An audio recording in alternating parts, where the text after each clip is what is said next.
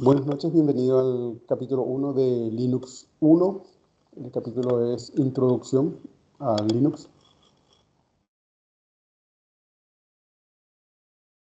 En este capítulo vamos básicamente a ver el término Linux, que se refiere, muchos usan tengo un Linux instalado, estoy ejecutando Linux, pero cuando alguien se refiere a eso, realmente se está hablando al kernel.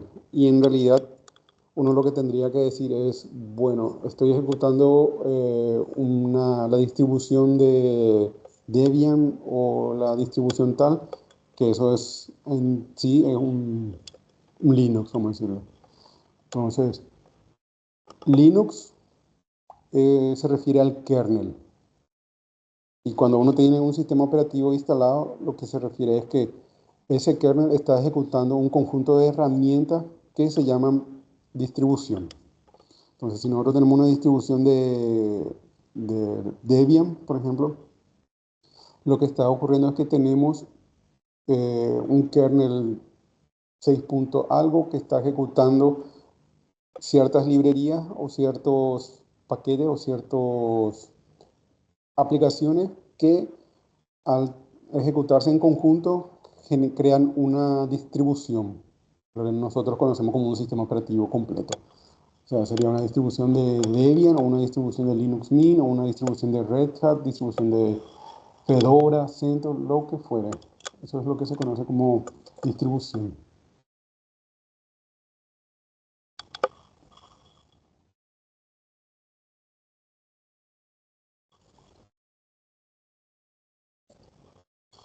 El papel del kernel. En un sistema operativo lo que tenemos son tres componentes principales: el kernel, el shell y el sistema de archivo. Ahora vamos a ver lo que es el papel del kernel, el shell y el sistema de archivo. Vamos a ver en capítulos siguientes. La definición que más calza o más le queda al kernel es que el kernel actúa como un controlador de tráfico aéreo que gestiona memoria, iniciando programas, interpretando los comandos que el usuario realiza y ejecuta tareas simples. Por ejemplo, si yo ejecuto el ls, el comando, el shell lo envía al kernel y el kernel, si nosotros le decimos un ls que nos va a ejecutar el kernel, va a listarnos el directorio actual que estamos. O si hacemos un cp de un archivo a otro lugar, el kernel va a interpretar que nosotros estamos tratando de copiar ese archivo a una ubicación que le estamos pasando. O sea, eso es lo que realiza la tarea del kernel. También administra la multitarea preventiva, permitiendo que la computadora realice muchas tareas simultáneamente. Eso ocurre casi ya, es algo, no se puede decir que ocurre al instante, ni siquiera nosotros percibimos cuando el kernel baja una tarea y levanta otra para que se ejecuten varias tareas al mismo tiempo. Es una de las capacidades del kernel bastante potente, vamos a decirlo.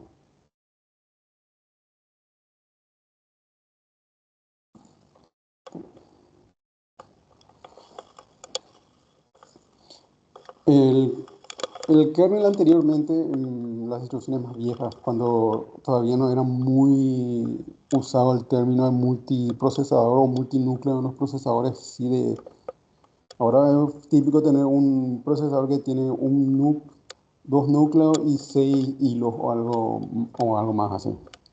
Bueno, anteriormente teníamos solamente un procesador y punto.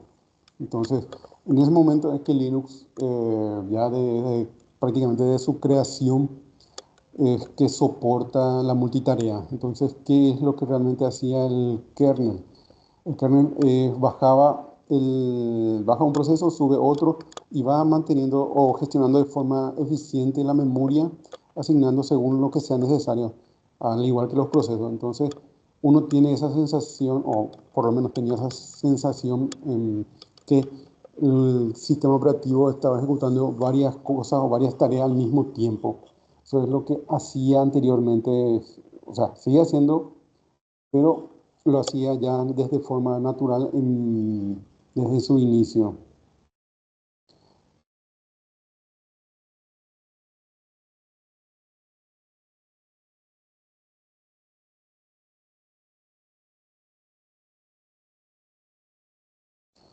También tenemos que cuando una computadora, cuando Linux inicia, sí o sí nosotros vamos a ver el gestor de arranque.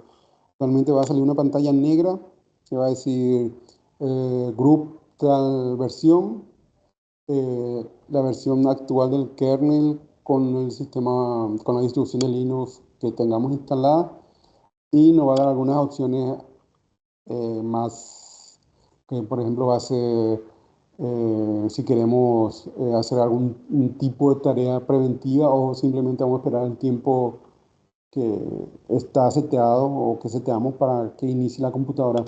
Si uno trabaja con Windows o el OS X de Apple, probablemente nunca vio eso.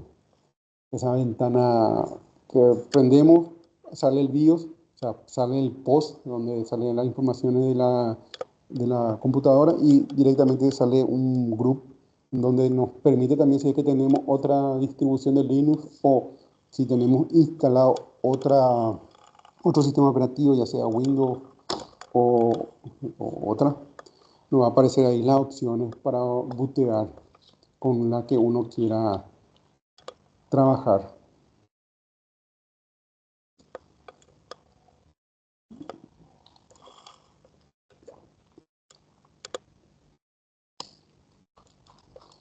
Y este gestor de arranque lo que se encarga es simplemente de arrancar una pequeña parte del boot de Linux y eso ya carga el proceso padre y ese proceso padre es el que va a cargar todo el resto del sistema operativo. Más adelante cuando llegamos al capítulo de room level y gestor de arranque, ahí vamos a ver paso a paso detenidamente cada uno de los niveles de ejecución del group y sus tareas.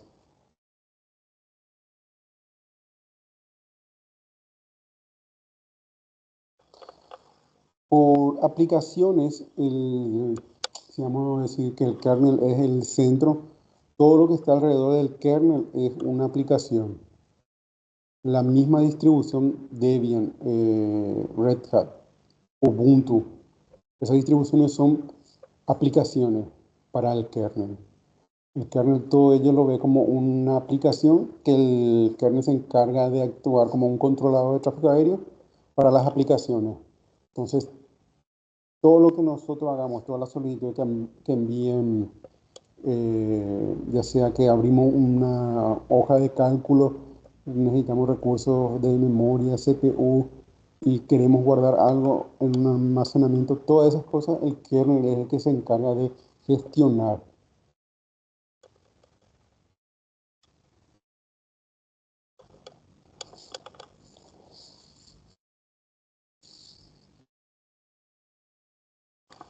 También el núcleo oculta los detalles complicados del hardware a las aplicaciones. O sea, hay cosas que simplemente el kernel ya le presenta, no le está diciendo a la aplicación o que solicitó un recurso, no le está diciendo, bueno, te estoy asignando este bloque de memoria y estos sectores de disco para que puedas escribir o puedas guardar. Simplemente le presenta ya la información que requiere para que él pueda trabajar de esa forma, mediante la API que tiene programada, vamos a decirle, el kernel para que los procesos se conecten a él. Una forma más simple, vamos a decirle, porque a bajo nivel, el kernel está gestionando números de bloques de memoria, eh, sectores de disco, hilos en los procesadores, cuánto hilo, si va a subir, va a bajar, cuánto tiempo va a estar esa aplicación o esa solicitud en el procesador, que son cosas que se hacen en microsegundos.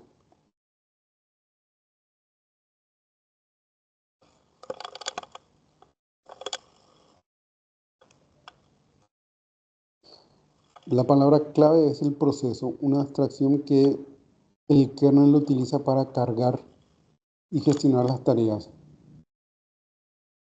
El kernel no le importa si se está ejecutando algo orientado a usuario, un servicio de red que se comunica con una computadora remota o una tarea interna.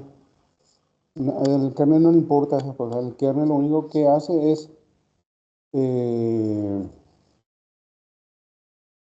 abstraerse de lo que uno está haciendo, sino que él gestiona eso y se lo envía. Él recibe una solicitud, ve si hay espacio, si hay memoria, si hay un proceso que está ocupando mucho tiempo en CPU, baja ese proceso para darle prioridad a otro. Está siempre buscando un equilibrio para que el sistema esté siempre funcionando en la mejor condición posible. Un proceso es solo una tarea que el kernel carga y rastrea.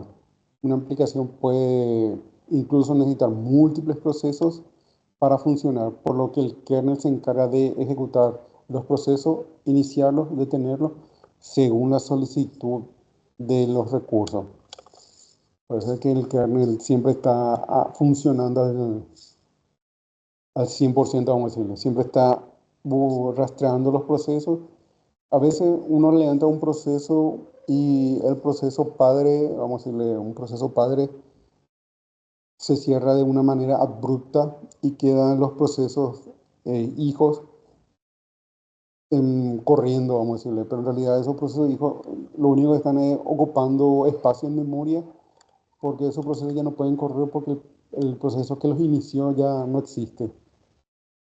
Entonces lo que el kernel hace usualmente es agarrar esos procesos que quedaron, vamos a decir, en un estado huérfano y trata de terminar esos procesos de una manera eh, de, para liberar espacio, vamos a decirlo, de procesamiento, memoria o lo que esté usando.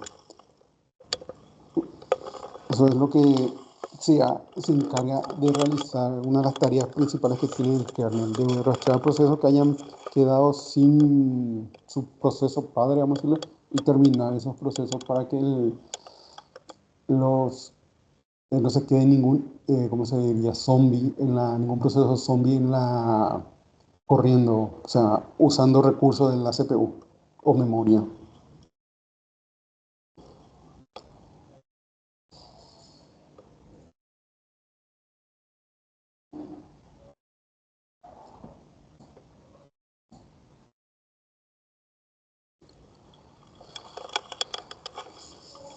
El papel de código abierto. Eh, Linux básicamente está escrito en lenguaje C con raíces de Unix. El, Dependiendo de bajo qué licencia esté, hay ciertas limitaciones a veces en el código abierto, vamos a decirle. Hay licencias en el código, o sea, el kernel de Linux es totalmente libre. Uno puede entrar a kernel.org y descargar una imagen, o sea, no una imagen, descargar el código fuente y si entiende y conoce de la programación, puede básicamente crear su propia distribución de Linux basándose en un kernel. Y por eso es que hay miles de distribuciones de Linux, hay distribuciones para todos los colores. Buscan una distribución y posiblemente ya existe, o están pensando en una, posiblemente ya exista una distribución de Linux para eso. Es por esa versatilidad que se acoge muy bien en Linux, el kernel de Linux. Especialmente si uno tiene algún smartphone basado en Android, tiene un Linux instalado en su teléfono básicamente, porque es eso. El-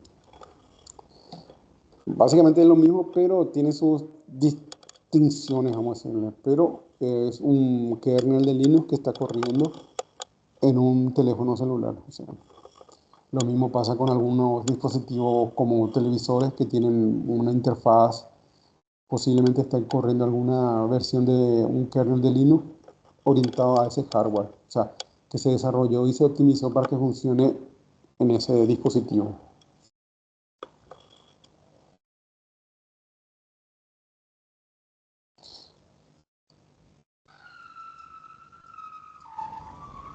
Si uno quiere, puede entrar a Linux ORG, como les digo, descargarse el código fuente y está ahí todo.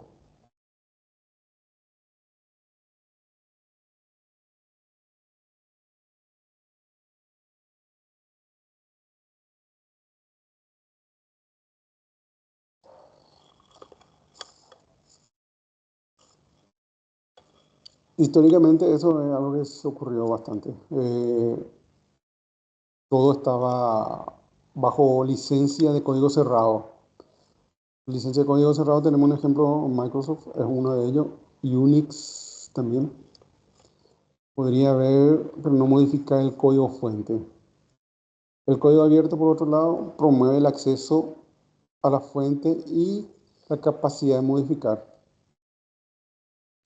Linux comenzó en el año 91 como un proyecto de código abierto que comenzó, vamos a decirle, como un hobby y como un desafío para Linus Torvald, que en ese momento estaba estudiando en la facultad y tenía ciertas limitaciones por la versión de Unix que estaban usando en ese momento, que disponían en la facultad como su máquina de trabajo. Entonces, él- por esa curiosidad y ganas de hacer algo, empezó a desarrollar un kernel y lo que hizo fue publicarlo bajo una licencia GNU o GPL del kernel, y eso hizo que varias personas o que están así atentas a lo que se publica en ese lugar vieron el kernel, vieron el potencial que tenía y empezaron a agregar más paquetes, agregar más código, hacerlo algo un poco más, vamos a decirle, más amigable, con más funcionalidad. Y así fue como nació Linux. Básicamente fue un desarrollado por Linus Torvald y después fue publicado a GNU bajo la licencia GPL, y por eso el kernel de Linux uno puede acceder directamente a la página de kernel.org y ver todo el código del kernel. Y uno puede modificar, hacer lo que quiera del código. Y si por ahí uno quiere colaborar, puede entrar ahí el código y agrega su parte del código, la modificación que hizo, si hizo una mejora, optimizó algo. Y eso después se pasa por un proceso de prueba y error y después es publicado si es que funciona bien. Y se hace una mención a la persona que colaboraron con la mejora del kernel. Así es como funciona básicamente el kernel de Linux. O sea, el mantenimiento y la optimización.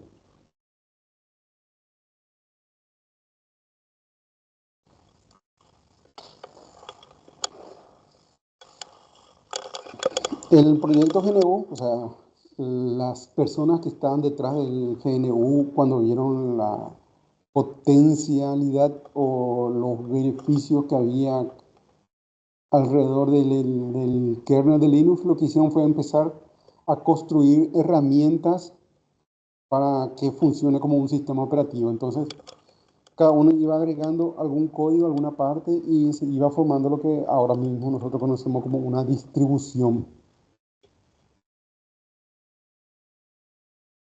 Y por eso es que existen tantas versiones y tantas distribuciones de Linux, porque cada uno puede ir agregando la herramienta, quitando alguna funcionalidad que piense o crea que no necesita para su sistema. Entonces, lo que se mantiene siempre, se trata de mantener es el kernel lo más limpio posible, vamos a decirlo, sin ningún código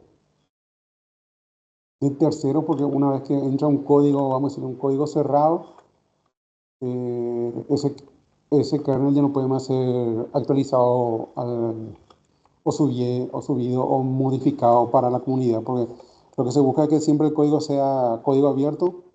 Cuando hablamos de código cerrado, estamos hablando de alguna herramienta o, por ejemplo, queremos agregar un driver a la versión o que carguen el módulo kernel automáticamente para la versión de una tarjeta de video de estas Nvidia o AMD, que son hechas por fabricantes de terceros. Si esos códigos de esos drivers no están publicados o no están abiertos para el uso de todo el mundo, de la comunidad, vamos a decirlo, si es simplemente código cerrado donde uno puede instalar y no sabe qué modifica o qué hace, ese, ese kernel con esas modificaciones no puede ser subido al kernel.org para su evaluación, pues ya tiene un código cerrado dentro que le está modificando. Entonces, usualmente lo que se hace es, se instalan los drivers, pero ya no se compilan con el kernel, ya se usa como una versión un poquito más, ¿cómo decirle? Se sacó los proveedores, o sea, los fabricantes, muchos ya optaron por publicar parte o todo el código para que puedan ser mejor actualizados y mejor este, utilizados, vamos a decirlo, porque anteriormente si uno tenía una distribución de Linux y tenía una tarjeta, no hace falta hablar de las nuevas, una tarjeta de video, ya sea de las básicas, pero si el fabricante no publica el código, difícilmente uno podía hacer funcionar esa tarjeta. Tenía que estar buscando mucha información para ver si era compatible con Linux. Si era compatible con Linux, había que ver si había los drivers para esa distribución que uno quería instalar. Ahora, básicamente, ya casi todos los fabricantes publican su código o tienen un repositorio para Linux para que puedan funcionar, porque la mayoría de la gente o grandes empresas, la mayoría de sus servidores son servidores Linux. Windows se tiene mucho también, pero más es Linux.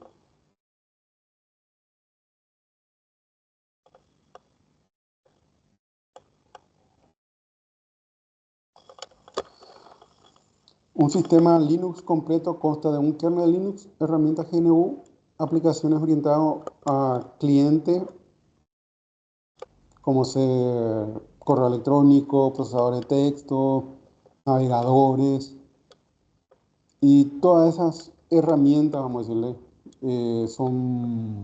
se agrupan en distribuciones que se encargan de configurar el sistema, instalar el kernel y el resto de software, proporcionando una herramienta de administración y un administrador de paquete para gestionar después las instalaciones.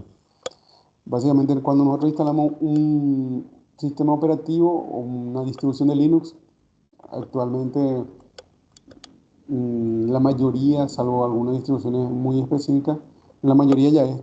Básicamente, iniciamos el instalador, nos va a preguntar qué idioma queremos que sea la instalación. Después nos va a preguntar dónde es nuestra zona horaria, si es que no funciona o no tiene conexión a internet o no puede detectar. Nos va a preguntar cuál es nuestra zona horaria, cuál es nuestra distribución de teclado. Después nos va a salir la parte de eh, particionamiento, si queremos hacer un particionamiento manual, automático. Dependiendo de la distribución puede haber más opciones o menos opciones. Y después, de última, una distribución tipo Linux Mint, que es pensado para escritorio, para uso doméstico, vamos a decirlo. Simplemente nos va a decir que va a empezar la instalación, que debemos de proporcionar alguna información más como qué usuario se va a conectar, qué contraseña va a usar y terminó el asunto para una distribución de ese tipo. Para una distribución de tipo servidor, sí nos va a preguntar qué contraseña va a tener el usuario root. Por más que el usuario root esté bloqueado, se va a solicitar la contraseña para el cambio. Se va a solicitar también que se cree un usuario que va a tener privilegios para poder usar el equipo. Y el esquema de particionamiento. Cuando lleguemos al esquema de particionamiento en el capítulo ese, vamos a ver muy detalladamente las consideraciones que tienen que tener a la hora de crear una partición y no quedar colgado en el intento. Distribuciones de Linux. Existen diversas distribuciones que se centran en diferentes usos, como servidores, computadores de escritorio, aplicaciones industriales. Acá lo que más vamos a ver van a ser Red Hat, Debian, eh, por ahí hay más distribuciones, pero esas son las más o menos las más conocidas. Tenemos el Slackware, que no se menciona aquí, pero es una de las que más viejas, más longevas, vamos a decirlo. Y la mayoría de las distribuciones de Linux siguen una regla estricta. Eh, Todos tienen básicamente el mismo file system. O sea, si uno pasa de Debian a Red Hat, va a tener un barra home, va a tener un barra etc, va a tener un barra var, va a tener un barra boot. Ese esquema y jerarquía se mantiene para todas las distribuciones de Linux. Lo que le diferencia generalmente es el manejador de paquetes. Para el Red Hat tenemos el RPM, que sería Red Hat Package Management, y para Debian tenemos lo que es el DPK o el DEP, que se usa el DPKG o el apt-get o el apt-install, dependiendo ya de la distribución de Linux. Vamos a usar una u otra. Todas las distribuciones de Red Hat o derivadas de Red Hat van a usar RPM, Fedora, CentOS, Alma Linux, Scientific Linux, eh, OpenSUSE también usa, el Rocky Linux, y hay muchas más. O sea, un poquito más conocidas, vamos a decirle. Después tenemos las Debian, que son básicamente Ubuntu, Linux Mint, Parrot, Kali Linux, Raspbian, X, vamos a decirle, porque una distribución pudo haber nacido ahora mismo y no nos dimos cuenta. Estarías de De fácil acuerdo, es. ¿Qué pasó?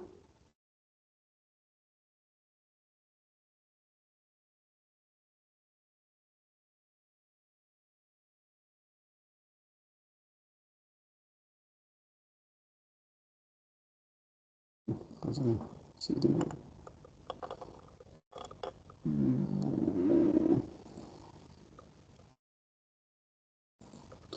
una imagen, vamos a decirle, como para que tengan una idea de los... Bueno, este está en el 2013, pero acá están las distribuciones más, vamos a decirle, conocidas o más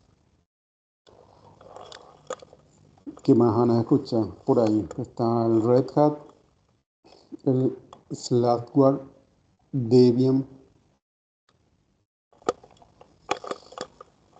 y como ven, de cada uno tuvo un punto en donde nació. Tenemos Android, Raspbian, Linux Mint, Ubuntu. Slackware, de Slackware pasó a SUSE. SUSE, de SUSE se volvió a separar un SUSE Enterprise. OpenSUSE después nació. De Red Hat tenemos que se llamaba Red Hat desde el que nació, y a partir del 2002 salieron varias distribuciones en donde Red Hat en el 2002 pasó a ser Red Hat Enterprise. La distribución que vamos a decir que es para escritorio pasó a ser Fedora. En su principio se llamaba Fedora Core, después simplemente Fedora secas. CentOS, Scientific Linux, y la versión Enterprise y la versión que se paga. Y la versión, lo que uno paga no es por el sistema operativo, sino que por tampoco licencia. Paga por el servicio, por las actualizaciones y por el soporte. Básicamente, eso es lo que uno paga en Red Hat. Lo mismo pasa con Ubuntu Server y no sé, SUSE Server, SUSE Enterprise. Son las distribuciones.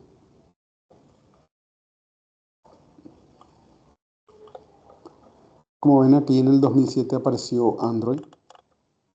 Android era un proyecto, o es un proyecto de Google, y como usaba kernel de Linux, tuvo que publicar su código, y después de eso nacieron todos los Android que conocemos.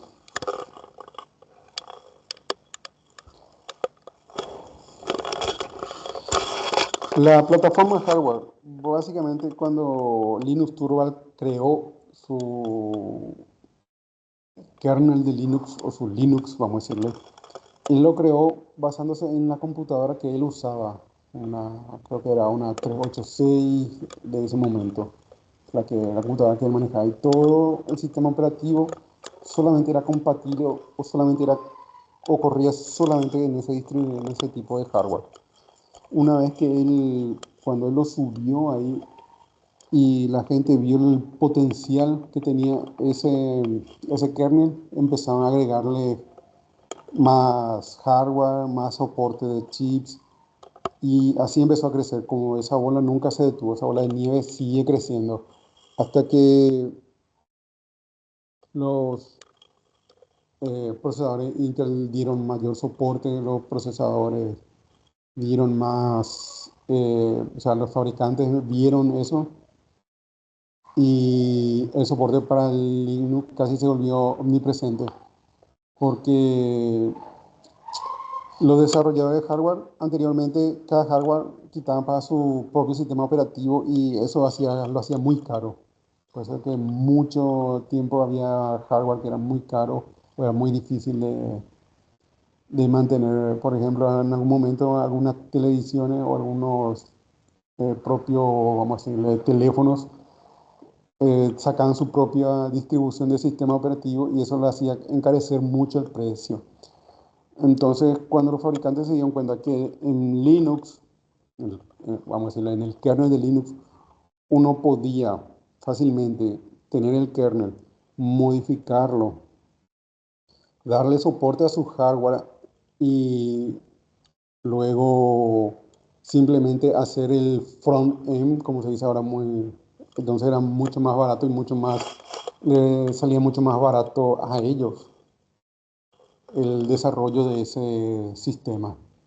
A nosotros, no, por supuesto, no metían el precio que ellos querían, pero el desarrollo de pasar a construir todo un sistema operativo desde cero, solamente pasó a ser, bueno, necesitamos que el kernel tenga los drivers para estos hardware, y después hacemos lo que es las aplicaciones que van a hacer el entorno gráfico, vamos a decirlo. Sí, que va a ser, por ejemplo, para un teléfono celular, para un smartphone, las aplicaciones, vamos a decirle, el sistema operativo que va a bootear, ya sea el MUI, creo que para Xiaomi, el UI, creo que es el que usa ahora los nuevos Samsung. Entonces, esos son solamente gestores que muestran la pantalla, vamos a decirle, la parte amigable. Pero la parte interna, hay un kernel de Linux que está ahí trabajando. Lo mismo pasa con un Fedora 3040. Hay un kernel de Linux que está trabajando, que va a ser la última versión, si es que mal no recuerdo, es la 6.11 o 6.10, que es la última versión del kernel. Tiene ese kernel, pero después de todas las herramientas que se desarrolló en la comunidad de Fedora, la que está ahí, o de Red Hat también.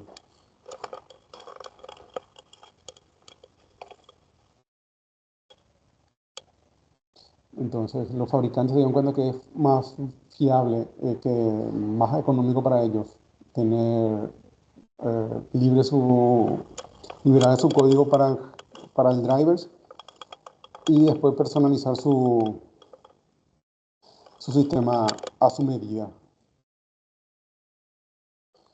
El sistema operativo Android, como les dije, es basado en Linux, fue desarrollado por la empresa Google y revolucionó la industria de teléfonos móviles y tabletas al proporcionar una base sólida que permite a las empresas centrarse en la innovación del software orientado a usuarios. Y básicamente Android está en todos los dispositivos móviles, excepto lo que son específicos de... son pocos. Tenemos Xiaomi, no, tenemos al Apple y anteriormente estaba el, no, no es Nokia, es el Microsoft Home, que traían algunos Lumion de Nokia. Y poco más creo que hay, no, no sé qué otro. El BlackBerry creo que tenía también su sistema operativo, pero ya desapareció eso. Y nada, eso era básicamente lo que yo por lo menos me acuerdo de eso. Entonces, sí, se hizo muy conocido, o se hizo más conocido Linux a nivel mundial por la aparición del Android. Usualmente siempre decía, bueno, se tiene Linux es porque se está usando a nivel de servidores y básicamente se veía como uso para grandes empresas, pero salió, salió el Android y más o menos empezó el boom también de Linux en varios lugares como las TV, la Smart TV, las, casi todos los dispositivos Smart o tienen algún sistema operativo embebido o tienen un kernel de Linux que está ejecutando algo ahí. La mayoría optan por lo segundo porque tener un sistema embebido quiere decir que se tuvo que haber desarrollado un sistema para ello y posiblemente eso encarezca el costo de producción final del producto.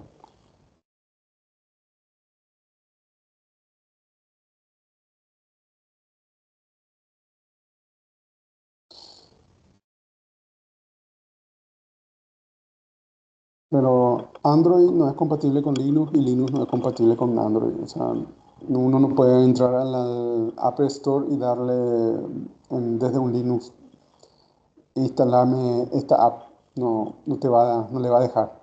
Y lo mismo ocurre con Android. Uno no puede ir a la página de a un diseñador de software para Linux y tratar de descargar una aplicación. No, no son compatibles por la forma en que están implementadas, vamos a decirlo.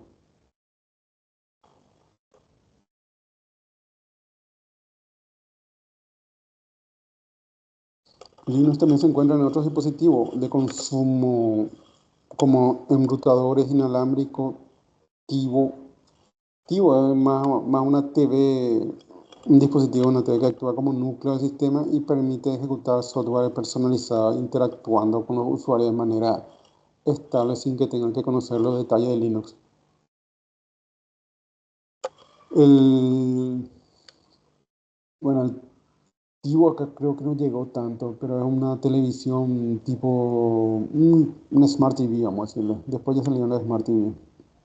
Los enrutadores, casi todos los enrutadores, Cisco, todos ellos tienen... Anteriormente Cisco al principio, cuando se pasó a usarlos, antes de sacar su sistema operativo propio, vamos a decirle el sistema operativo propio, tenía una distribución de Linux embebida, vamos a decirle, para su tarea. Después ellos empezaron a trabajar sobre eso, solamente quedándose con el kernel de Linux y empezaron desde cero para desarrollar una de las estructuras más robustas en cuanto a hardware y software de routers, firewalls y todos esos componentes de switches potentes de Cisco.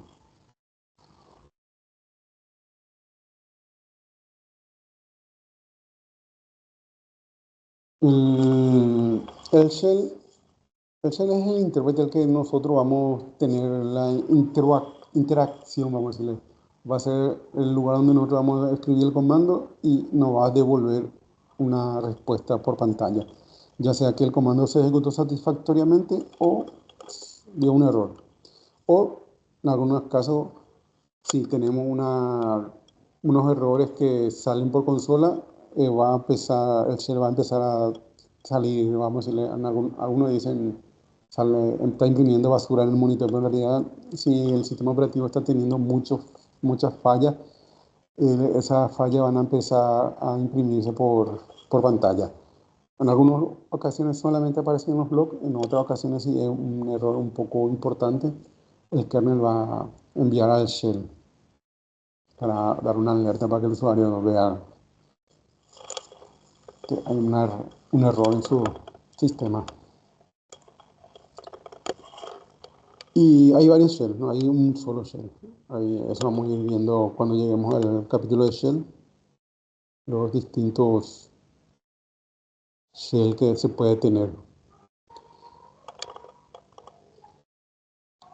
Por eso es que tengan que tener en cuenta, el shell es nuestro intérprete que va a tomar nuestro comando y va a enviarlo al kernel. El kernel va a devolver una acción y esa acción se va a imprimir por pantalla. Eso es lo que uno tiene. Uno puede tener un shell, por ejemplo, en servidores lo usualmente que se va a tener va a ser, usualmente, digo esa palabra mucho,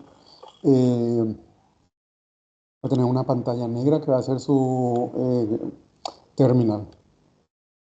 Básicamente en los servidores se les saca el entorno gráfico porque como va a ser un servidor, no va a haber un usuario final que va a estar tratando de usar una hoja de cálculo, navegando por internet o revisando su correo. Entonces no necesita una interfaz gráfica, una GUI.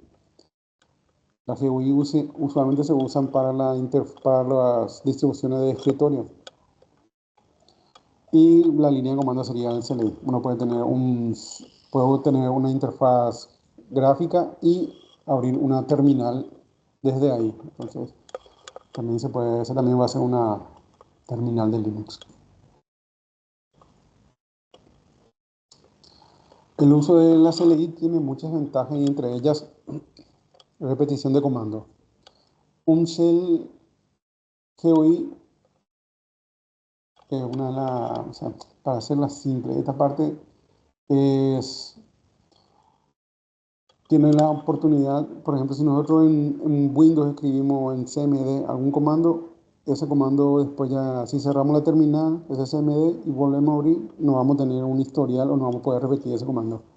En cambio, en Linux, en todas, desde siempre, uno puede escribir un comando y va a tener un cierto historial donde se va a poder desplazar ya sea con flecha para arriba o flecha para abajo para ver los comandos que se ejecutó y si ese comando quiere usar otra vez, simplemente se sitúa sobre ese comando y le da Enter y se vuelve a ejecutar. En la flexibilidad de comando del shell GUI proporciona una flexibilidad limitada en la forma en que se ejecutan los comandos. En una CLI uno puede proporcionar opciones, puede concatenar comandos, ya sea que use pipe o use algún redireccionamiento de entrada-salida. Todas esas cosas es algo que en otras interfaces de CLI no se tiene. Si nosotros usamos una CLI o nuestro servidor solamente tiene una CLI básica, vamos a decir, no tiene interfaz gráfica, consume muy poca memoria, consume esos recursos, Shell consume muy poco recursos. Entonces, si uno, por ejemplo, va a orientar un equipo a modo servidor, lo recomendable es que ese equipo no use una interfaz gráfica, sino que solamente una CLI para optimizar el uso.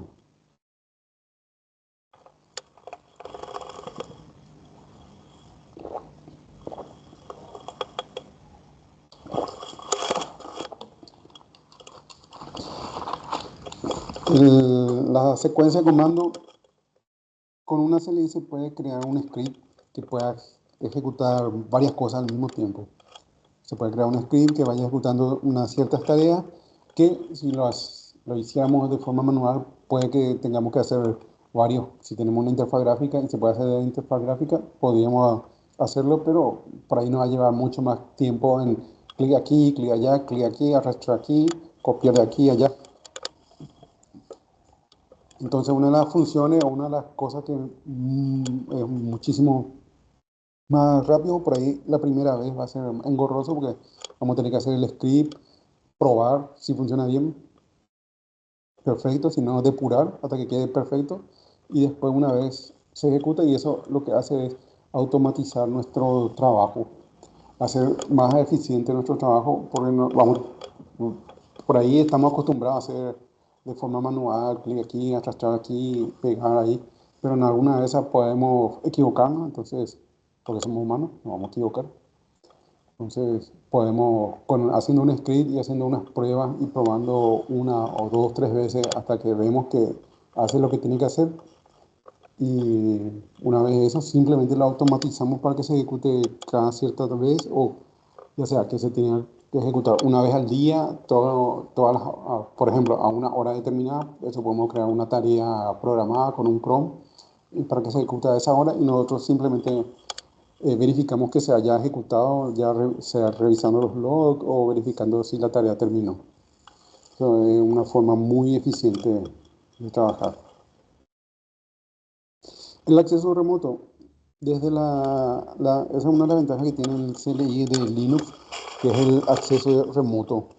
Nosotros nos podemos conectar a cualquier Linux siempre y cuando tenga habilitado en el firewall y tenga corriendo ahora mismo el proceso, el servicio de SSH, que es el que se recomienda usar. De ninguna manera usen Telnet o otro tipo de para acceder de forma remota. Siempre traten de usar el SSH, que es la Security Shell de Linux, para acceder remotamente.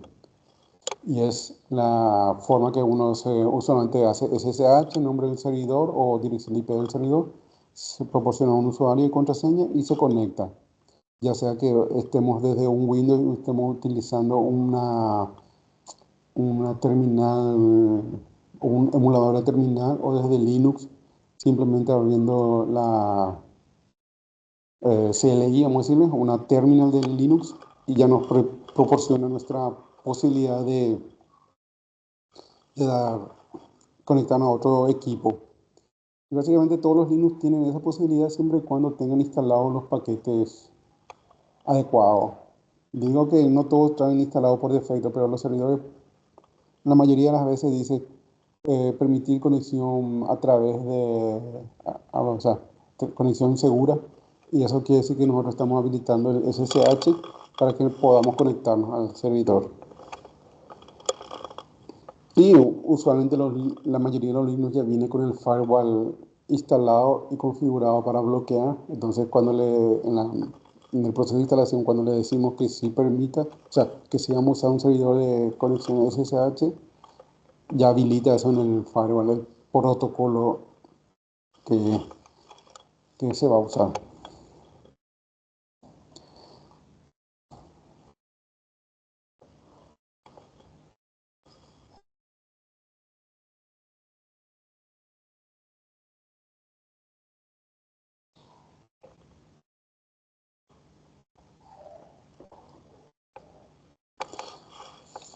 El desarrollo, esta parte, vamos a decir, como saben, Linux está básicamente, se fue reescrito en el lenguaje C, pero nativamente Linux soporta varios lenguajes de programación. Ustedes pueden usar, desarrollar con Python, soporta Ruby.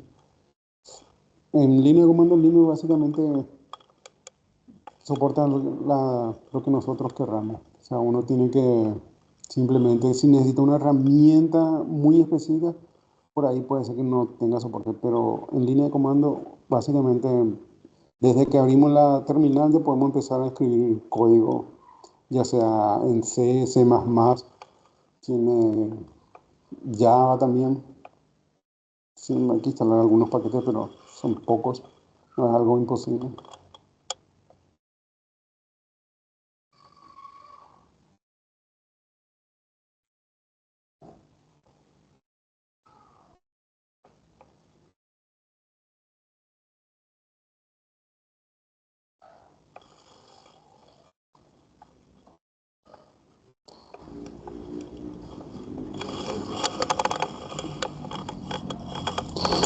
Bueno, seguimos con el shell y el sistema acá hace referencia al sistema operativo en Linux, Windows, perdón, que principalmente está trabajado y optimizado para lo que es GUI. Es bastante más fácil, eso hay que reconocer, no hay mucho que decir en eso, es mucho más intuitivo y es mucho más fácil que una persona que nunca usó una computadora empieza a usar Windows. Básicamente al mes va, por lo menos va a poder desenvolverse de forma un poco más fluida. Y si ponemos eso, y también tiene CLI disponible, ahora tiene el PowerShell, que es una herramienta bastante potente. Soporta algunos comandos de Linux, inclusive instalando algunos módulos del shell, del PowerShell, perdón. Se puede inclusive casi todos los comandos de Linux tener disponibles.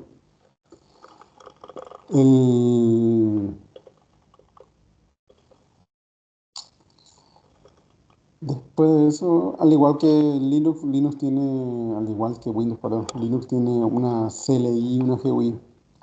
Y a diferencia de Windows, Linux nos permite movernos entre Shell GUI y la que es la CLI. Y Linux también tiene, acá dice solamente dos entornos gráficos más comunes, el GNOME y el KDE, pero hay otros, está el Mate, el XFCE, el LXD y otros Windows Manager como el Qt Lite, el, pues ya están, el BSPound, que son manejadores o sea, no son así como estos que podemos mover mouse, pero son también, tienen su interfaz gráfica, pero se manejan ya con atajos de teclado o otra forma de acceso, son un poquito más especiales a la hora de usar. Pero los más conocidos son el GNOME, KDE, que son los que por defecto van a encontrar ya sea en un Linux Mint, van a encontrar también el Cinnamon, el Mate, y después están las escritorios ligeros, el XFCE y esas cosas. Entonces, ahí para elegir. Fedora usualmente viene por defecto con GNOME. Se puede instalar el KDE, muy bueno también.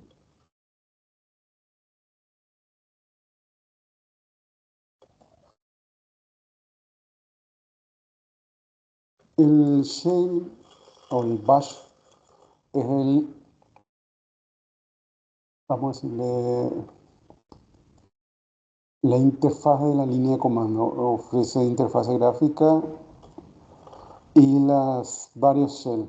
Tenemos el Bourne Shell, el C Shell, el Core Shell. Todas esas son shell de Linux.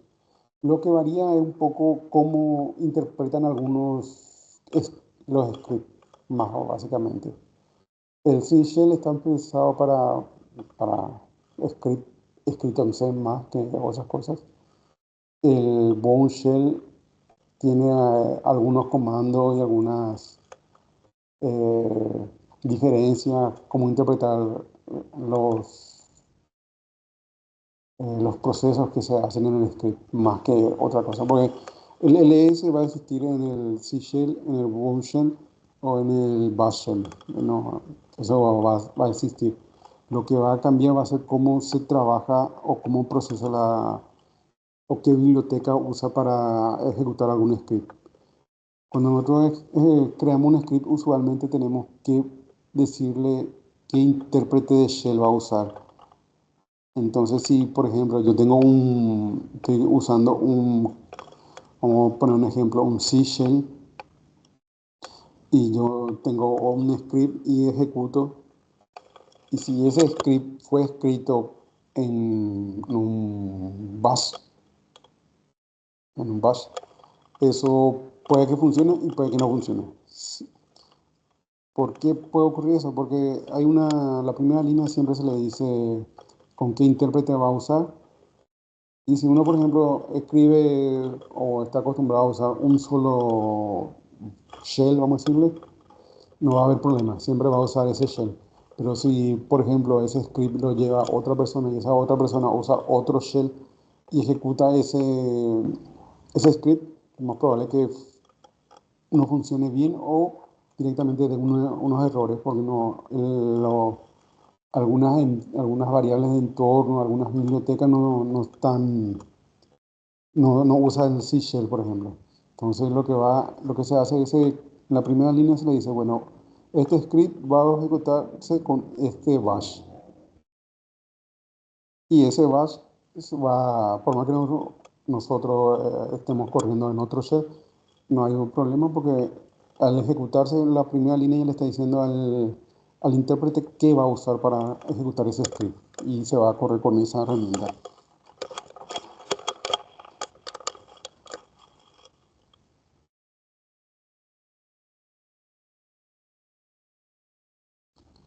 La interacción con el shell, la forma más fácil de interactuar con el shell o con algún shell o con todos los shells es con comando. Uno va a escribir un comando y dependiendo del tipo de comando que escribamos, el, el shell nos va a dar una respuesta.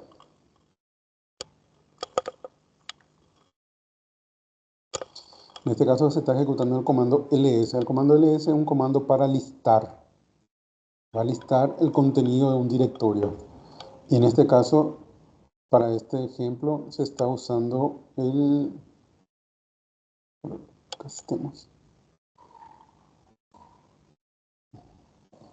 se está ejecutando el ls y como no se le está pasando ninguna opción y ningún argumento, pues la mayoría de los comandos de Linux pueden tener opciones y argumentos.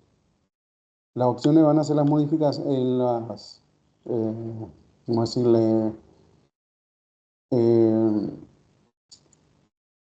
cómo queremos que se comporte o qué modificaciones queremos que haga el comando ls. Por ejemplo, queremos que nos liste todos los comandos, todos los directorios de un orden específico, se le va a poner un menos. Por ejemplo, queremos un orden reversivo, le va a poner una menos R, que es lo que va a hacer que en vez de mostrarnos primero escritorio, documentos, descarga, nos va a mostrar primero videos, publica, plantilla, así. De esa forma va a ir actuando.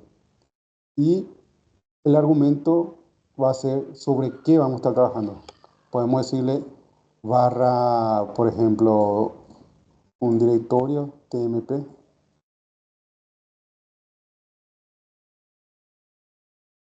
O si no les indicamos ningún lado, ningún argumento, se va a estar ejecutando sobre el directorio actual, que va a ser este que nos está indicando acá, que en este caso nos hace alusión que estamos en nuestro directorio barra home barra administrador del sistema, en este caso, para este ejemplo.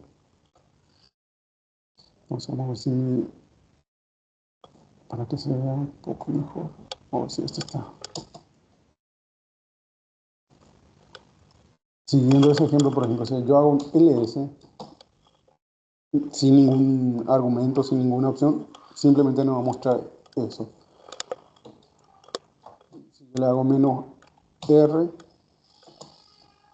cambió el orden de que nos está mostrando el archivo, nos está listando. En el primero nos lista en orden alfabético de la primera, vamos a decir, de la A a la Z, y el reversivo va a ser de la Z a la A. En este caso nos muestra video, template, la misma información, simplemente cambió el orden que nos muestra.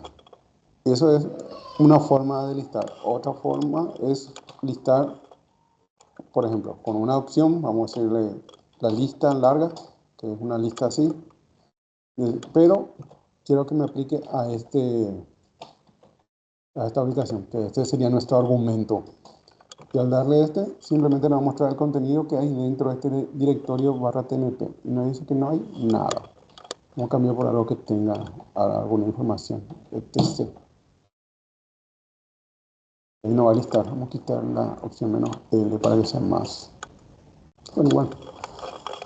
Para que entiendan, este va a ser nuestro comando, este va a ser nuestra opción que va a modificar el comportamiento normal del comando y este es nuestro argumento que es sobre el cual queremos que actúe.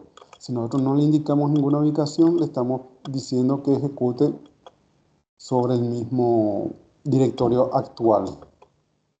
Y el directorio actual va a ser el directorio donde estemos, que va a ser barra home barra sysadmin. Es la forma que, un adelanto de cómo trabaja un comando.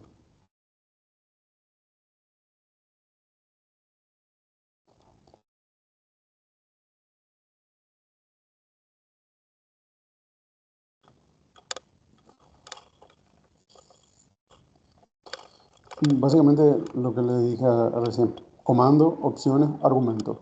Todos los comandos trabajan de la misma manera. Los comandos que se ingresan se consideran stdin. Eso básicamente nosotros tipamos algo y es una entrada. Lo que se devuelve en una salida estándar es un stout o un stder, que es un error. Un comando puede seguir las opciones, modificar la forma en que se ejecutan. Siempre que va seguido de una opción, se va a modificar la forma como normalmente actúa. Y para que vean lo que es un stder, que es lo más... O sea, también ya habrán visto lo que es un stder, pero supongamos que yo le pongo acá, en vez de etc, le pongo, bueno, para que sepan, existe este directorio tmp. O sea, una de las características que tiene el shell de Linux es que haciendo tab va a completarse si es que existe el directorio. Y solamente existe eso, pero por ejemplo nosotros escribimos de esta forma.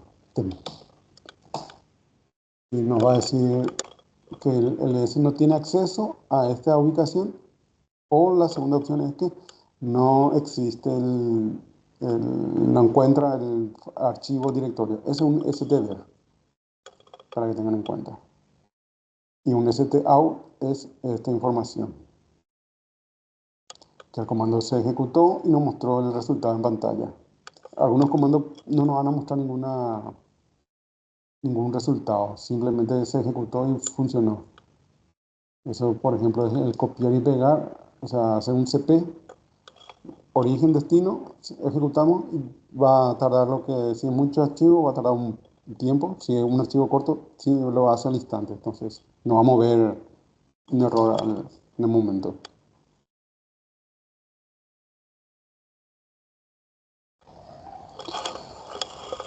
El shell bash tiene numerosos comandos, funciones integrados que se aprenderá. Acá lo más importante que vamos a tener va a ser el alias, el ejecutar comandos, las coincidencias de comodines, redireccionamiento de entrada-salida, tubería y procesamiento en segundo plano. Un alias es asignarle a un comando largo, asignarle un comando más corto. Entonces, si nosotros, por ejemplo, queremos hacer un ls-lta y a cualquier directorio, entonces nosotros en vez de escribir siempre ls-lta, vamos a escribir, por ejemplo, creamos un alias que diga la y que nos haga ls-lta en realidad. Entonces, eso sería un alias, por ejemplo. Aquí ustedes lo voy a mostrar, pero solamente para que vean. Alias. Entonces, si nosotros ejecutamos un L, acá, si acá, un L, la tecla L lo que está haciendo es llama es un alias al comando ls-cf. Entonces, si nosotros hacemos acá L, nos muestra eso. Si nosotros hacemos ls-cf, es lo mismo que hace un... O sea, nos muestra la misma información. Entonces, en vez de estar escribiendo siempre ls-cf, simplemente apretamos la tecla L y ya está. Lo mismo pasa con el LL. El LL no muestra esto, pero es una alias al ls menos ALF, menos ALF, que es lo mismo otra vez que la salida anterior. Entonces, eso es un alias, acortar un comando a algo más rápido y más eficiente. Reejecutar comando, básicamente es esto. Busco acá la lista de comandos que tengo y lo vuelvo a ejecutar. Es más rápido que volver a escribir en algunos casos. Comodines. Y vamos a tener un capítulo especial para comodines, redireccionamiento de entrada y salida. Entonces no le voy a decir o explicar ahora porque capaz le confundo más. Pero básicamente los comodines nos sirven para buscar caracteres o hacer búsquedas basándonos en ciertos patrones. Y para que nos muestre una coincidencia o una lista o un rango.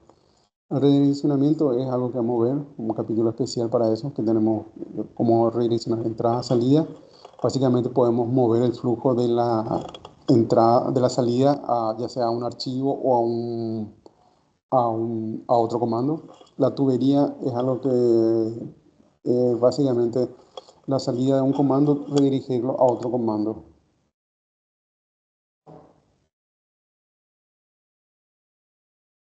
Para que tengan una idea de lo que es eso, porque a veces queda un poco muy abstracto eso de tuberías. Que vamos a ver más adelante, pero por ejemplo acá tengo un ls-l, un ls al directorio actual y tenemos esta información así.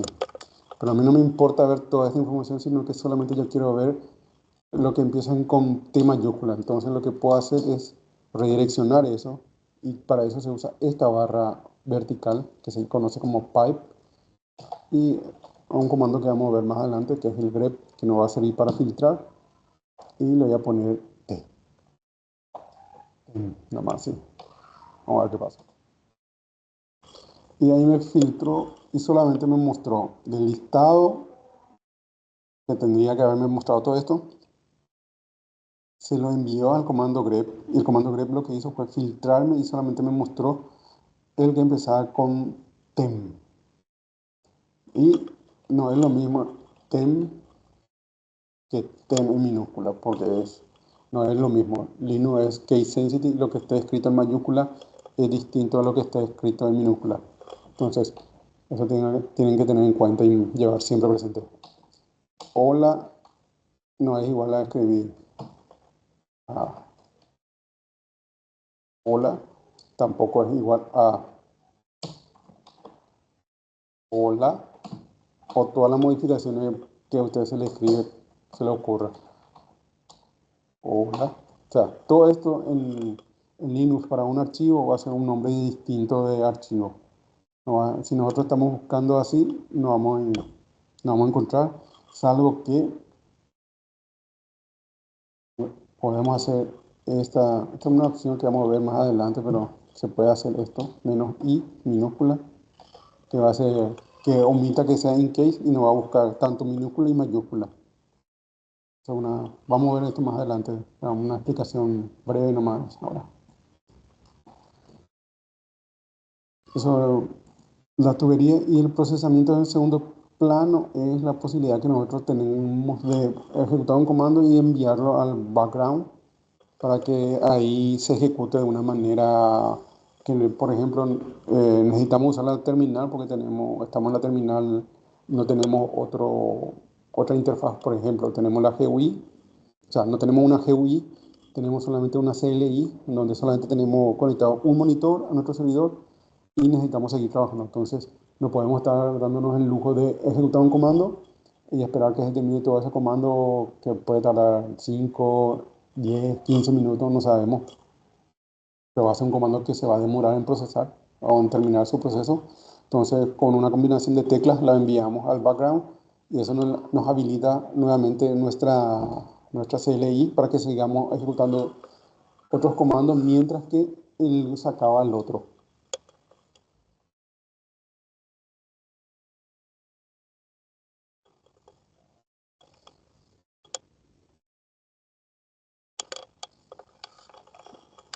La forma de acceder a la línea de comando dependiendo de su sistema, de la distribución de Linux. Vamos a decirle, hay dos formas, o sea, la basada en GUI y la basada en CLI. La basada en GUI ya va a depender de la distribución de Linux.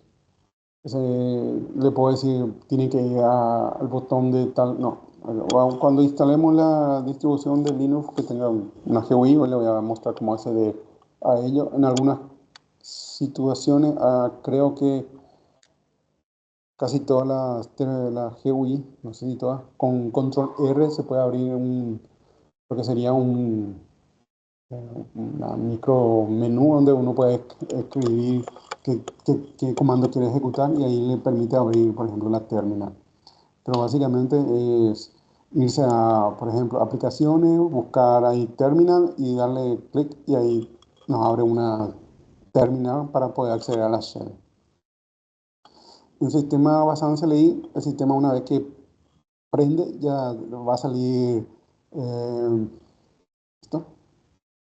Básicamente no va a salir así. Vamos a ver si tenemos así. Welcome to Ubuntu, la versión o la distribución y nos va a salir user password para que nosotros coloquemos. No va a salir user, no va a salir login. Nosotros le vamos a poner nuestro login, después nos va a pedir una contraseña. La contraseña no va a aparecer como en otros lugares asterisco así o algún indicador tipo algo así que se está escribiendo algo.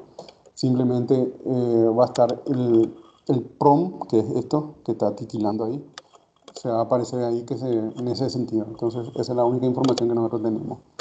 Pero si nosotros tipamos bien, vamos a acceder, si no, va a ser contraseña incorrecta.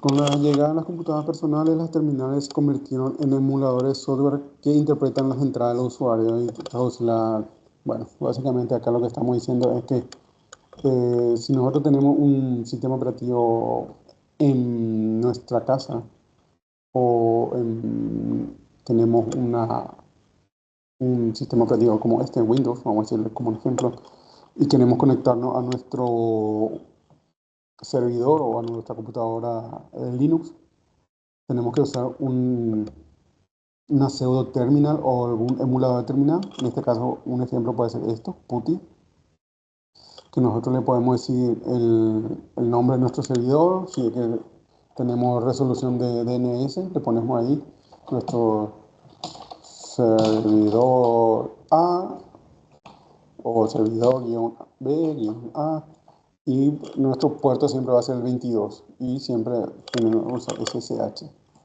En caso de que no tengamos resolución, le vamos a tener que poner un IP 192, 168, 40, algo, el IP así. Y después le damos Open y nos va a salir una ventana donde dice nos va a pedir usuario y contraseña. Y básicamente eso es un emulador de terminal. En Linux también existe eso y eso se llama terminal. La terminal que vamos a estar abriendo es un emulador. También se le conoce como pseudo terminal. Entonces, usualmente se recomienda mucho usar, o sea, no sé si hay otras herramientas en Windows, o sea, para Windows creo que hay otras herramientas parecidas al PuTTY que soportan el protocolo SSH para poder conectarnos al servidor de forma remota y segura. Eso es lo que es Security Shell.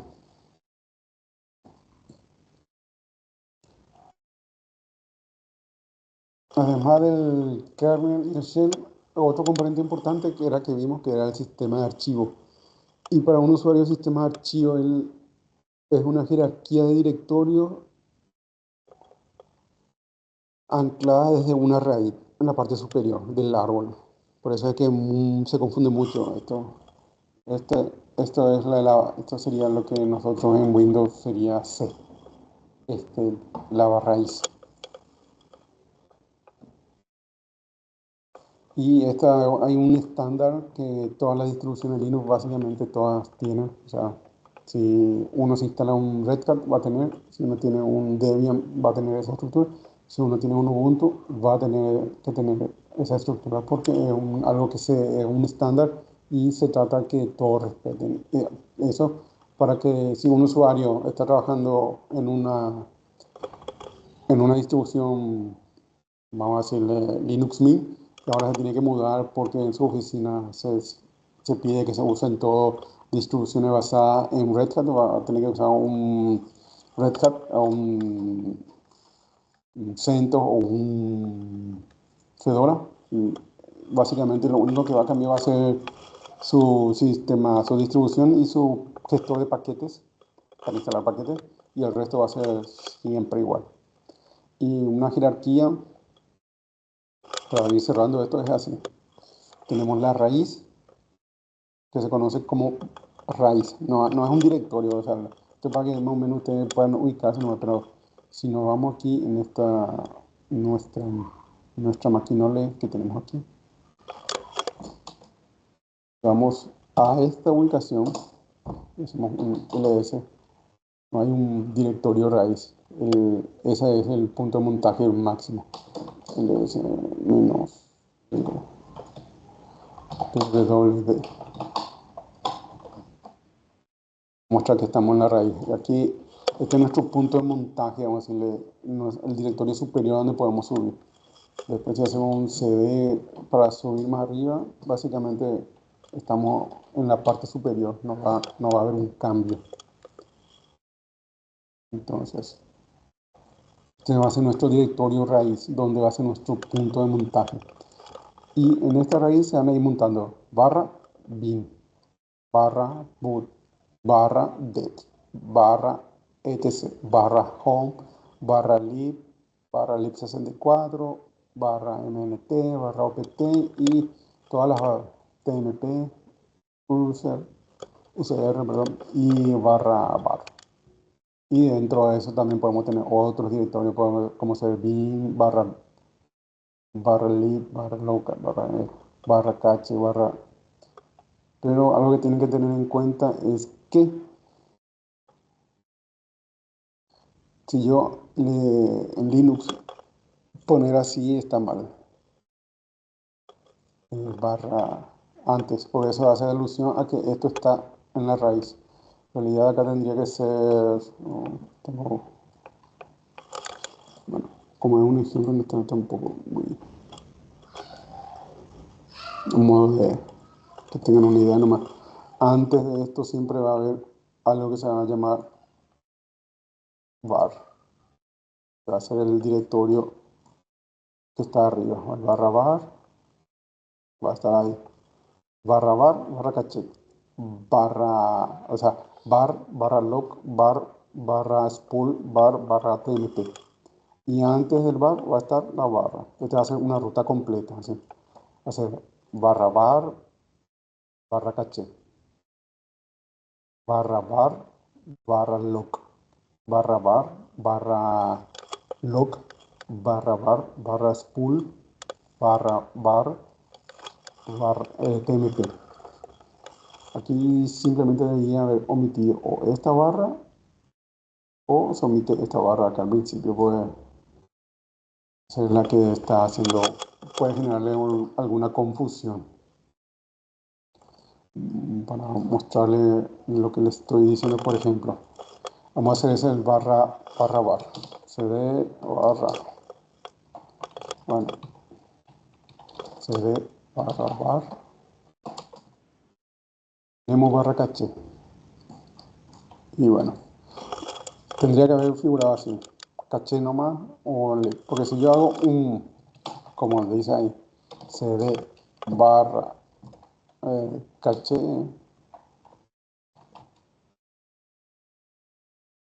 a dar un error porque no existe. La forma correcta sería cd caché nomás ya. Pues yo estoy dentro del directorio var.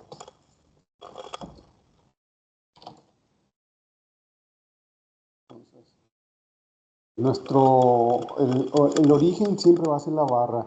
Y si yo a un nombre le pongo barra, como acá puso en el ejemplo, barra TMP, eso puede que funcione porque hay un barra TMP, pero no existe un barra caché o un barra spool o un barra log.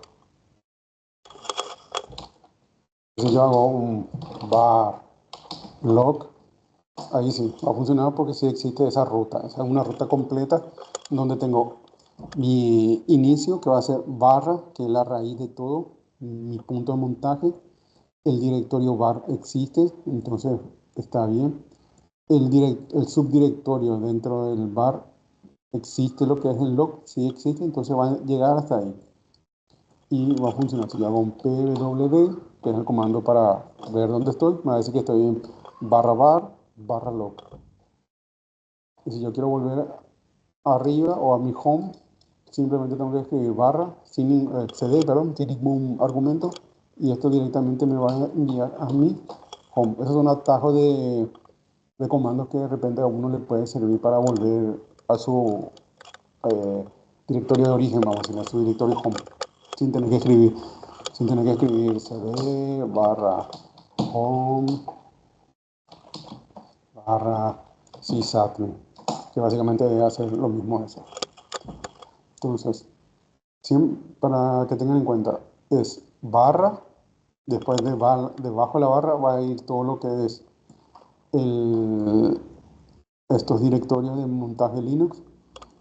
Y acá simplemente, por ejemplo, va a ser barra UCR barra bin, UCR barra lib, UCR barra local, UCR barra sysadmin. Esa es la forma o la jerarquía de archivo. Siempre va a estar la barra principal y después van a estar los directorios. Y esto donde vemos, podemos ver, vamos a ver si me permite hacer cat barra etc fs tab en configure. Ah, no tiene esto.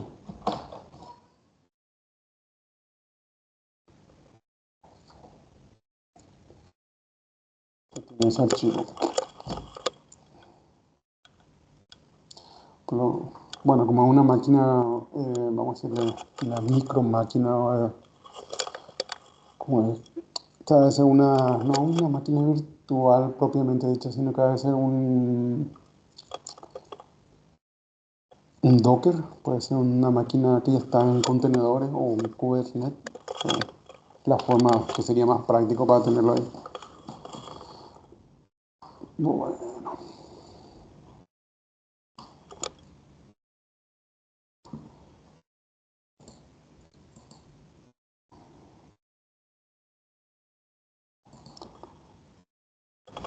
Y creo que con eso llegamos al final, sí. Esa fue la última. Bueno. Este fue el capítulo 1 de Linux 1, que es el capítulo de introducción. En el siguiente capítulo vamos a estar viendo lo que es el uso del shell. Ahí ya vamos a tocar más los comandos, vamos a ver un poco más de ejemplos y a su vez también vamos a ver lo que son los alias, cómo obtener ayuda de los comandos y algunas cosas más. Y si no es en esta clase, va a ser en la siguiente la que vamos a hacer la instalación para que ustedes puedan ver y seguir los pasos de una instalación de cero de Linux para que puedan ir ya teniendo esa práctica, vamos a decirlo. Dudas, consultas referente al capítulo o alguna cosa que no le quedó bien claro la forma de la clase o la forma de usar la plataforma.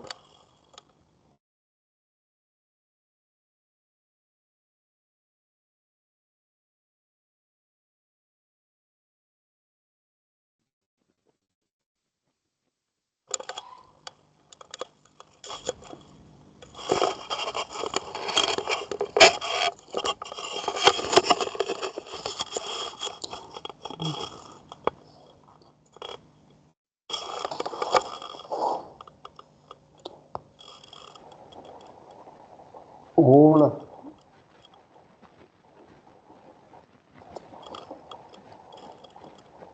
Ninguna duda de mi parte, profesor. Bueno, tengo ahí nomás habilitado, pero no sé si Juan estaba hablando, porque me parece que no me estaba saliendo el audio.